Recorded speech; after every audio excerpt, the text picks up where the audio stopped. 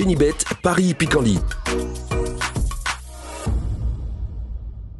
En ce moment, profitez de 250 € de bonus de bienvenue. Bonjour à toutes et bonjour à tous, ravi de vous retrouver sur canalturf.com. Nous allons évoquer le programme de ce samedi 14 octobre. Quintet Plus sur les l'hippodrome d'Auteuil, le prix Prince des Coins, une épreuve qui rassemble des chevaux bien connus en pareille société, en tout cas pour la plupart. Nous évoquerons donc cette compétition en début de programme, dans la première partie de l'émission, et dans la seconde, je vous transmettrai des coups de cœur pour Auteuil, où nous nous pencherons notamment sur quelques temps forts de ce programme sur la butte Mortemart, des informations également à vous transmettre concernant les Sables d'Olonne, où les galopeurs seront à pied d'œuvre, sans oublier 3 coups de cœur à Cabourg, puisque j'ai pu m'entretenir avec 2 professionnels confiants, je pense notamment à Alexandre Desjésus ou encore à Loïc Vaubert. Sachez par ailleurs que vous pouvez liker ce programme, le partager, et ce via nos différents réseaux sociaux, Facebook, Twitter, le tout gratuitement. Le Quintet Plus Top 5 Génibet, j'ai placé en tête de mon pronostic 2-5 ans, à commencer par le 10 Iban Rock, un cheval qui était longtemps tenu écarté de la compétition, mais sa course de rentrée à Compiègne dans le prix Summit est bonne. À mon avis, dans ce lot, il doit pouvoir bien faire. Le cheval avait prouvé par le passé, l'an dernier, qu'il fallait compter avec lui à ce niveau de compétition. Je lui pose principalement le numéro 8, Philopoto, autre 5 ans, deuxième pour sa course de rentrée avec La Fontaine. Il a depuis gagné sur les haies de Moulins. Pour son retour à Auteuil, il mérite crédit. N'oubliez pas que ce cheval avait couru l'édition 2021 du prix Cambacérès, une épreuve de groupe 1. Le 7 d'Antor des Obos est un cheval qui vient de s'imposer sur le steeplechase d'Auteuil, mais il a également des références très sérieuses à faire valoir sur les haies, des références également à ce niveau de compétition. Son entraîneur relativement confiant, on va donc lui accorder du crédit pour une place parmi les 3 premiers. Je retiendrai ensuite le numéro 1, Raph Tavel, qui a effectué une excellente course de rentrée après plusieurs mois d'absence dans le prix de l'Orléanais, épreuve dans laquelle il était devancé par la Manigance, une course de rentrée profitable. À mon avis, ici, dans cette épreuve et pour cette compétition courue sur la formule handicap, malgré son top weight, il mérite une mention favorable. J'ai ensuite placé le numéro 16, Chichi La Vega, qui n'a plus à faire ses preuves en pareille société. À mon avis, il va afficher des progrès sur sa course de rentrée du 23 septembre. Le numéro 6, Six One est en forme. Il vient de s'imposer sur le steeplechase d'Auteuil. C'est un cheval qui a également des titres à faire valoir dans les quintets. Il lui compte en effet 8 places en 11 tentatives. Même remarque pour le 14, Rock'n'Roll, qui affiche 6 places parmi les 5 premiers en 9 quintets courus.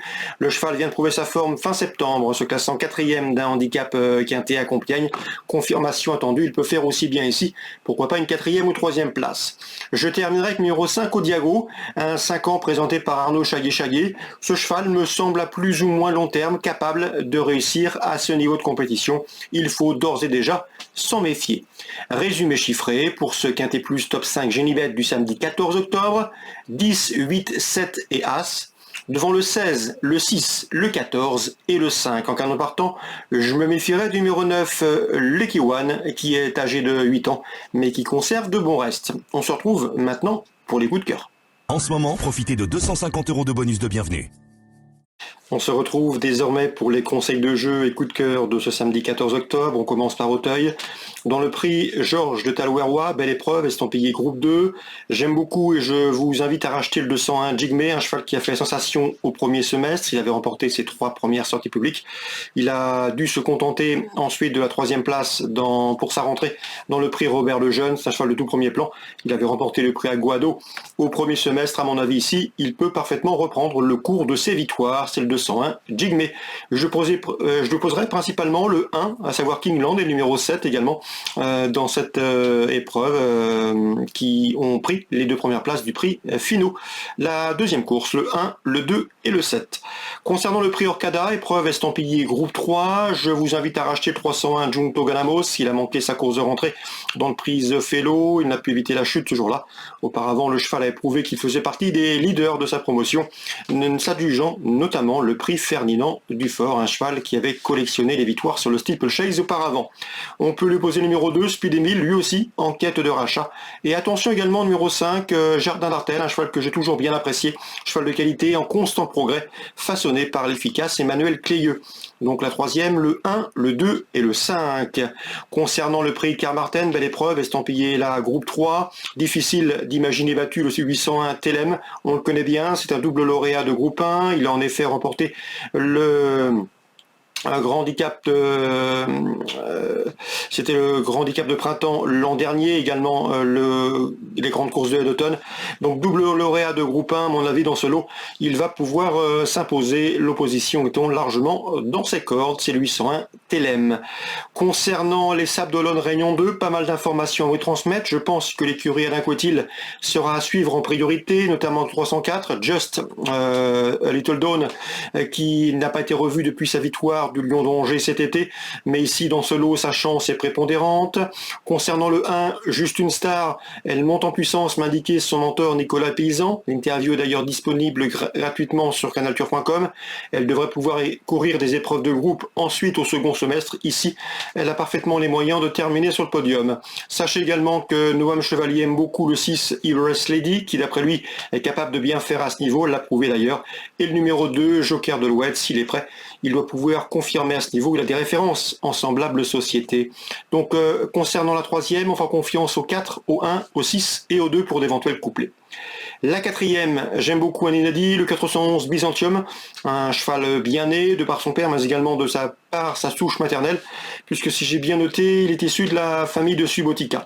Donc ici, ce 411 Byzantium doit pouvoir bien faire d'entrée de jeu.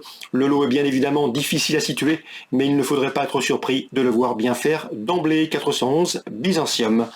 Concernant la sixième, j'ai pu m'entretenir avec Jerry Plante, qui n'est pas négatif, avec le 609 Lee Dragon, qui d'après lui, avec cette décharge bien placée au poids, doit pouvoir bien faire.